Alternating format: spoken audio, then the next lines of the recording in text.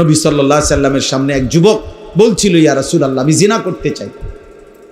নবীজি সাল্লাল্লাহু আলাইহি সাল্লাম তাকে 5 বার বলছে, যুবক, তুমি যে জিনা করতে চাচ্ছ, তোমার মায়ের সাথে এই কাজটি কেউ করুক, তুমি চাও? যুবক বলছে না। তোমার বোনের সাথে এই কাজটি কেউ করুক, তুমি চাও? যুবক বলছে না। তোমার মেয়ের সাথে এই কাজটি কেউ করুক, তুমি চাও? যুবক বলছে না। তোমার ফুফুর সাথে এই কাজটা কেউ করুক, তুমি চাও?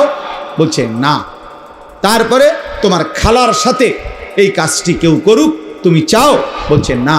তা আল্লাহ নবী বলেন, খোদার কসম যুবক, তাহলে তুমি যার সাথে এই অপকর্ম করতে চাচ্ছ, সেই তো কারো মা, কারো স্ত্রী, কারো বোন, কারো কন্যা, কারো ফুফি, কারো খালা।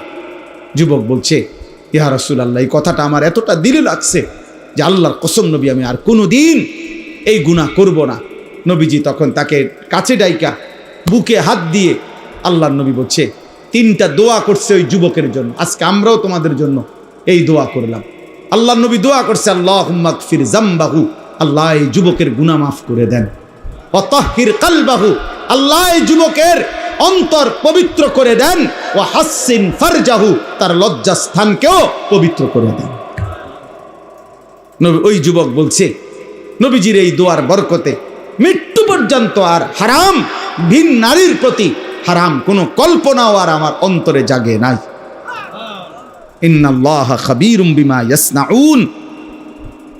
আল্লাহ তাআলা বলেন, বান্দা মনে রেখো, তোমরা যে যা করছো, ঘুরাইয়া পেঁচাইয়া, কৌশল করে, বুদ্ধি করে, লুকাইয়া, গোপনে, সংগোপনে, রাতে দিনে, একাকী, সাতপাক জমিনের নিচে, কিংবা পাহাড়ের গহীন অন্ধকারে, অথবা জঙ্গলের গুহাতে, যেখানেই হোক সেটা, আল্লাহ বলেন ইন্নাল্লাহা খাবীর, আল্লাহ কিন্তু খবর রাখে, আল্লাহ খবর রাখে, আল্লাহ খবর রাখে, আল্লাহ খবর,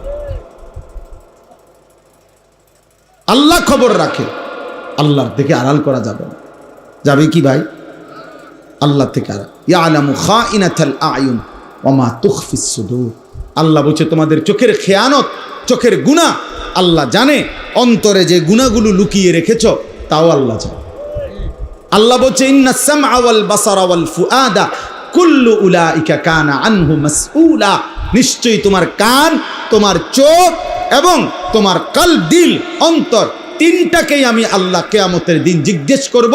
চোখ তুমি বলো কি কি গুনাহ করেছ, কান তুমি বলো কি কি হারাম শুনেছ, দিল তুমি বলো কি কি হারাম অবৈধ কল্পনা করেছ। কোরআনুল কারীমে আল্লাহ বলছে,